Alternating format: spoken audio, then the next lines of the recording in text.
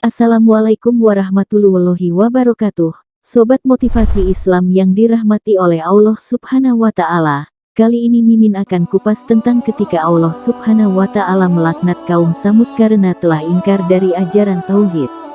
Dalam catatan sejarah, Samud adalah suku bangsa Arab yang bertempat tinggal di Al-Hijr, terletak di antara Hijaz dan Syam. Mereka termasuk suku yang lebih maju ketimbang suku lainnya.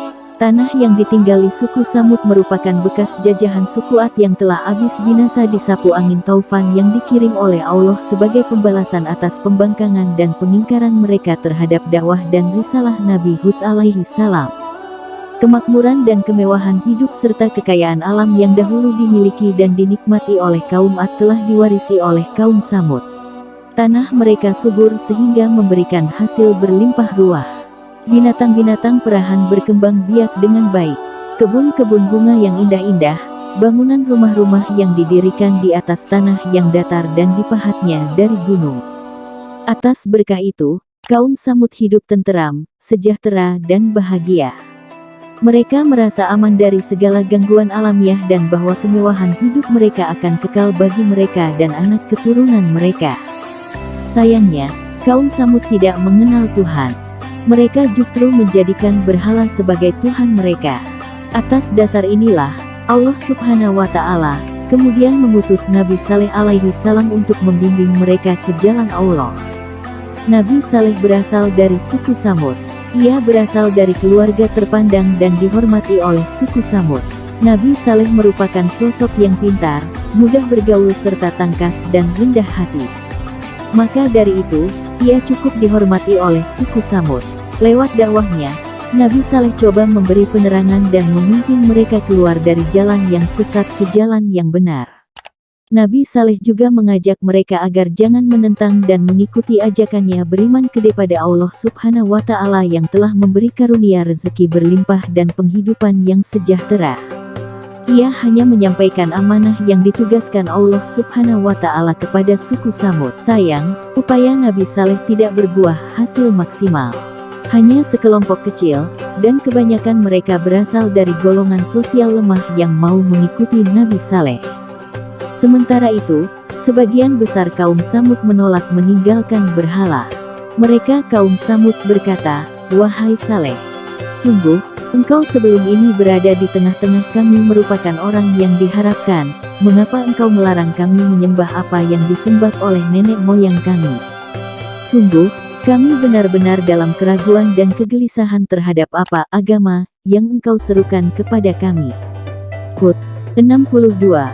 Mereka kemudian balik menantang Nabi Saleh untuk menunjukkan mukjizat dari Allah Subhanahu wa Ta'ala.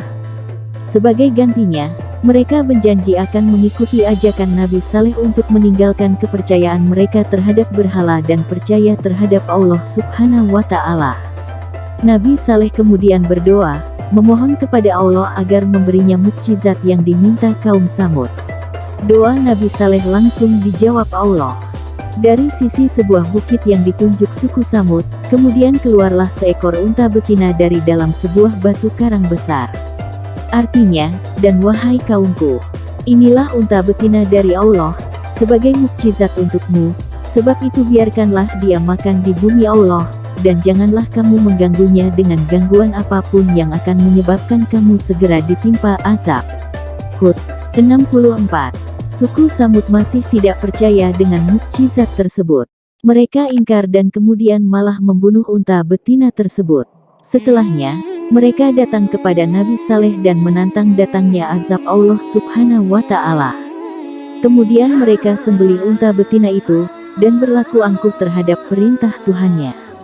Mereka berkata, "Wahai Saleh, buktikanlah ancaman kamu kepada kami, jika benar engkau salah seorang rasul." Qs Al-A'raf 77. Nabi Saleh kemudian memberikan tenggat waktu 3 hari kepada kaum Samud untuk bertobat dan beriman kepada Allah Subhanahu wa Ta'ala. Sayangnya, kaum Samud tidak mendengarkan seruan itu hingga akhirnya Allah menurunkan azab kepada mereka. Seluruh kaum Samud yang tidak percaya kepada Nabi Saleh kemudian binasa. Artinya, lalu datanglah gempa menimpa mereka, dan mereka pun mati bergelimpangan di dalam reruntuhan rumah mereka. Ki S. Alakraf 78. Dari kisah tersebut, ada beberapa ibrah dan pelajaran yang dapat diambil. Berikut merupakan hikmahnya. 1. Allah memberikan peringatan terhadap orang-orang yang berdusta. Orang-orang terdahulu telah memohon kepada Rasul. Akan tetapi setelah permohonan tersebut dikabulkan mereka mendustakan. 2. Allah memerintahkan agar tidak mendustakan rasul-rasul dan kitab-kitabnya. Karena barang siapa yang bermurka, Allah akan memberikan azab dan siksa. 3. Allah memberikan unta betina kepada Nabi Saleh sebagai mukjizat yang besar. 4.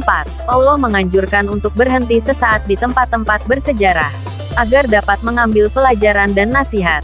Sebagaimana Rasul berhenti di sebuah sumur di perkampungan Samud dan merenungkan akhir perjalanan orang-orang terdahulu dengan mengambil pelajaran berharga. 5. Allah memberikan detailnya ilmu kepada Nabi. Beliau sudah diberitahu oleh Allah SWT, bahwa akan adanya sesuatu yang mendatangkan azab, yakni kepada kaum Samud yang menyembelih unta, menyembah berhala dan tidak mau menyembah Allah Subhanahu wa Ta'ala. 6. Allah mengharamkan orang yang melindungi Abu Rigal dari azab Allah SWT. Abu Rigal adalah kaum Nabi Saleh dari Bani Sakif di daerah Taif yang menawarkan diri sebagai penunjuk jalan Abraha beserta bala tentaranya menuju kota Makkah Al-Mukarramah. 7. Allah memerintahkan agar amar ma'ruf nahi munkar. 8. Allah mengharamkan kemunkaran dan berbuat sesuatu yang berdusta. Allahumma bisawab.